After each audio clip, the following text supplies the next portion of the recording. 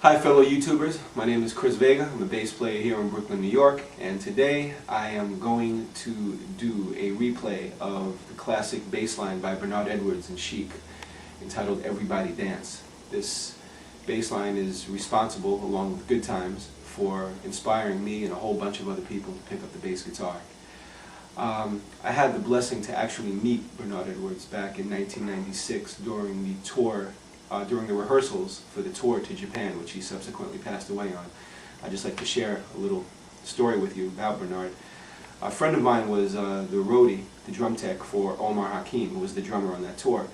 And when he informed me that Omar was going out with Chic, I begged him, literally, to get me into the rehearsals so I could just kind of meet Bernard or just watch him up close. And he obliged, and I went into the rehearsals and he introduced me to Omar, who then in turn took me over to Bernard and introduced me to Bernard. And Bernard was completely humble, gracious, and down to earth. When I told him that he was my biggest influence and he inspired me and a whole bunch of other people in my neighborhood to play, he was actually a little shocked, and he said, wow, you know, I don't really get out and do the social thing that often, so that's really nice to hear, thank you. And naturally I said, no, thank you. So later on I kind of got up the nerve to ask him, what was he doing on Everybody Dance? I said, you know, I know you don't use a pick, but you can't get that sound with your fingers. And he laughed and he said, yeah man, you know, I drop picks actually. I can't hold on to them, so I came up with this technique that I call chucking.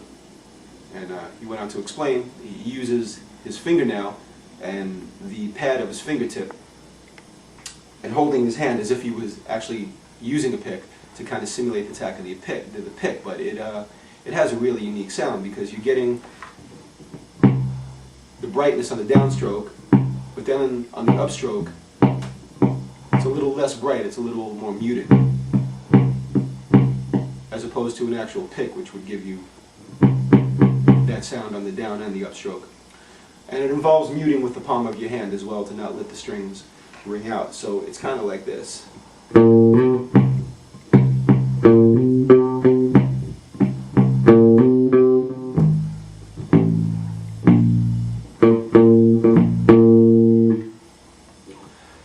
So I went home that night and I was really sucking badly at it. And after a couple of weeks, I started getting it down, and it's not very difficult. It's just a little involved, but once you master it, it really comes in handy. I hardly ever use a pick anymore, and of course, if we ever do any Chic tunes and I utilize that technique, I take the joy in having the bass part sound authentic. So what I'm going to do now is I'm going to play along with a pre-recorded track that I prepared.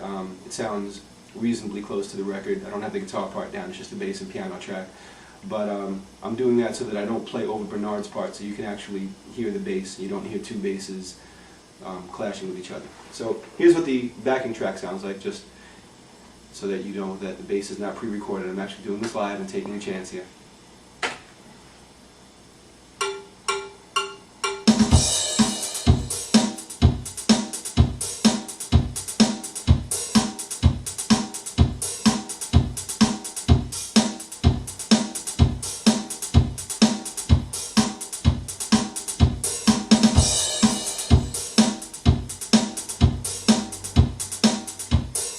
Long version.